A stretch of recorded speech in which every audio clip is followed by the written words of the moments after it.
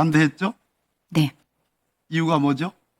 적법한 절차에 따라서 이루어져야 된다는 것이 주요 이유였습니다. 이렇게 위법하게 증거를 수집하게 되면 위법한 수집 증거가 됨은 물론이고 그러한 행위를 한 인원들이 처벌받을 수 있음을 이야기하였습니다. 기관들의 정직하고 정의로운 그러한 직원에 대해서 경의를 표합니다. 예. 처음에는 지시한 대로, 김용현 장관의 지시한 대로 또는 첫 번째 대통령의 첫 번째 오더, 첫 번째 전화대로 이행하려고 했습니다. 그죠? 그렇습니다.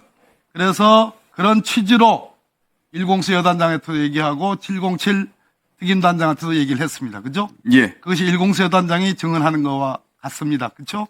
같은 맥락이라고 알고 있습니다. 이행을 하려고 했었습니다. 그죠? 예. 끌어내려고도 했었습니다. 첫 번째 방법을 하기 위해서 현장 지휘관들하고 논의를 했던 겁니다. 그렇죠. 예. 그런데 대통령의 두 번째 라스트 오더를 받고 나서는 이건 아니다. 예. 참모들과 상의도 했고 예. 이렇게 되면 유혈 사태가 나고 살상이 벌어질 수 있다. 예. 그건 아니다. 예. 라고 판단해서 아까 저하고 오랜 대화를 했고 오늘 증언하듯이 그렇습니다. 들어가십시오. 우리 윤비나 황첩사 법무실장 앞으로 나오세요. 시간 정지해 주시고요.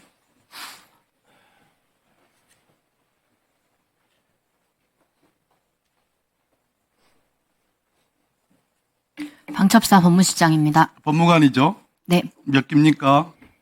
6세 60기입니다. 육사인데 법무관이 어떻게? 위탁교육으로 교육받고 변호사 시험 합격했습니다. 오케이. 알겠어요. 1처장의 지시, 중앙선관위 관련된 지시를 받고서 신문에도 나오고 오늘 얘기도 있었지만 우리 실장 포함해서 법무관이 몇 명입니까? 7명입니다. 반대했죠? 네. 이유가 뭐죠? 적법한 절차에 따라서 이루어져야 된다는 것이 주요 이유였습니다. 합수단이 구성 안 됐죠? 네, 합수당 구성까지는 제가 잘 모르던 부분이었습니다. 왜 몰라요? 어, 1979년에 그 비상계엄 때 계엄 공고로 지금은 포고령으로 바뀌었습니다만 계엄 공고로 1분 더 드리십시오. 계엄 공고로 합수단 구성이 떨어져야지 되는 거예요. 네, 그리고 네, 그리고 합수단의 단장을 대통령 혹은 국방부 장관이 임명을 하도록 되어 있습니다. 맞습니다. 계엄사령관의 추천을 받아서 이런 절차가 없었죠. 네, 없었던 것으로 알고 있습니다. 그러니까 다른 모든 걸 다 떠나서 지금 합수단의 이름으로 가서 수사 목적에 어떤 중앙선관위에 가서 영장 없이 서버의 내용들을 압수한다든지 사람을 체포한다든지 할 수가 없는 겁니다. 맞죠?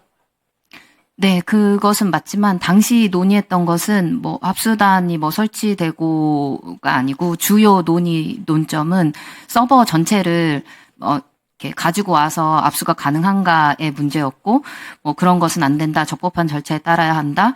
그리고 포고령 위반 행위 그러니까 위반을 한 행위도 아닌데 그 전 포고령 전의 행위를 네, 장관님 마무리해 주세요.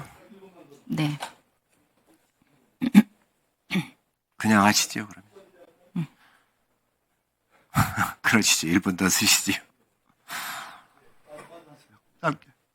네. 그래서 포고령 발령 전 행위를 이유로 압수 등 수사를 해서는 안 된다. 그리고 압수 절차 등을 하기 위해서는 최소한 범죄 혐의를 특정해서 정치적인 이권 등 그런 절차를 따라야 한다라는 것이 주요 논의였습니다. 그리고 이렇게 위법하게 증거를 수집하게 되면 위법한 수집 증거가 됨은 물론이고 그러한 행위를 한 인원들이 처벌받을 수 있음을 이야기하였습니다. 기관들의 정직하고 정의로운 그러한 직원에 대해서 경의를 표합니다. 들어가세요. 감사합니다. 하나 더. 방첩사의 지원 의무에 그 령을 바꿔서 대테러, 대간첩 작전 지원 조항 중을 신설했고 사이버 등에 대한 업무를 새로 포함시켰죠. 방첩사령부령 개정 말씀이십니까? 네, 제가 전입 오기 전 일이라 정확하게는 잘 모르겠습니다. 1처장. 이제 장관님 마무리하시지요. 변경 개정에 대해서는 잘 모르는 사람입니다. 그렇게 쓰시고선 또 추가질을 하시면 1분 더 드릴 테니까 마저 하세요. 마무리하세요. 우리 법무실장 예, 드릴 겁니다. 오기 전일이라도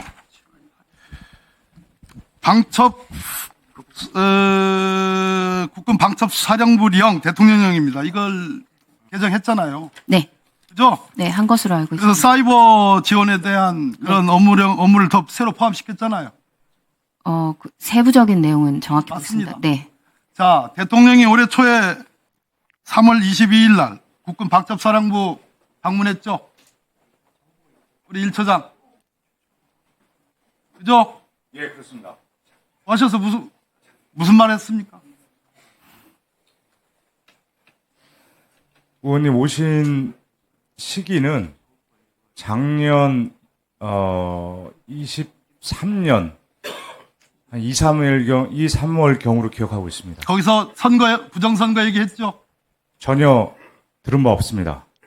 여러분들은 지금까지 이런 이슈들을 보게 되면 어떤 생각이 드셨나요? 제가 항상 여러분들께 뉴스만 평소에 잘 챙겨보셔도 돈이 된다. 돈을 벌 수 있다고 말씀을 드렸는데요. 그 이유는 제가 지난 5월 초에 여러분들께 뭐라고 말씀을 드렸죠? 지금은 정부가 주목하고 있는 K푸드에 관심을 가져야 한다. 뉴스만 보고 끝내지 마시고 투자 쪽으로 한번 생각해 보셔야 한다. 라고 말씀을 드렸습니다. 그리고 나서 이런 썸네일들을 뉴스를 통해서 많이 보셨을 텐데요. 이렇게 정부가 정책으로 밀어주는 산업이 이슈가 됐을 때 정보에 민감한 부자들은 어떻게 생각할까요? K푸드 관련주는 뭐가 있는지, 어떤 종목이 나에게 돈을 벌어다 줄 수 있는지를 생각한다고 말씀을 드렸죠? 그 이유가 뭐냐 하면 부자들이 봤을 때는 이슈가 곧 돈으로 이어지고 이런 이슈들이 돈을 벌어준다는 경험적 확신이 있기 때문에 부자들은 항상 이런 사회적 이슈들을 관심 있게 챙겨본다고 말씀을 드렸습니다. 실제로 제가 지난번에 시청자분들과 함께하는 주식으로 수익 내기 이벤트를 진행했었는데요.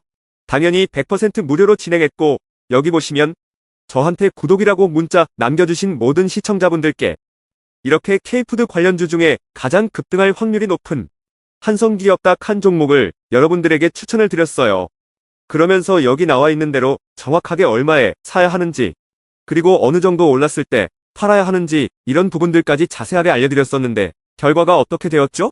오른쪽을 보시면 아시겠지만 제가 5월 2일에 문자로 이 한성기업을 소개해드리고 나서 주가가 이렇게 2배 넘게 급등이 나왔다.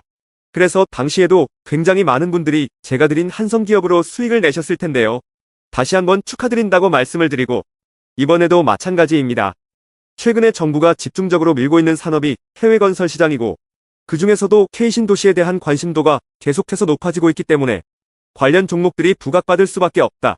그 중에서도 정부가 가장 핵심적으로 밀어줄 것으로 예상되는 K신도시 대장주 한 종목에 돈이 몰릴 것이다. 당연히 우리가 이쪽으로 생각해야 한다는 겁니다.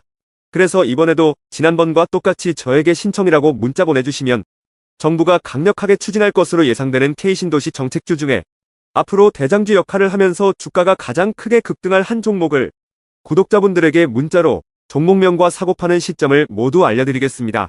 그래서 여러분들이 주식으로 돈 버는 연습을 한번 해보시라 이렇게 말씀을 드리고 지금 이 영상을 보시는 시청자분들 중에 나도 이번 종목이 궁금하다 하시는 분들은 누구나 상관없이 그리고 어느 시간대나 상관없이 부담없이 이렇게 상단에 제 번호를 항상 남겨놓고 있습니다.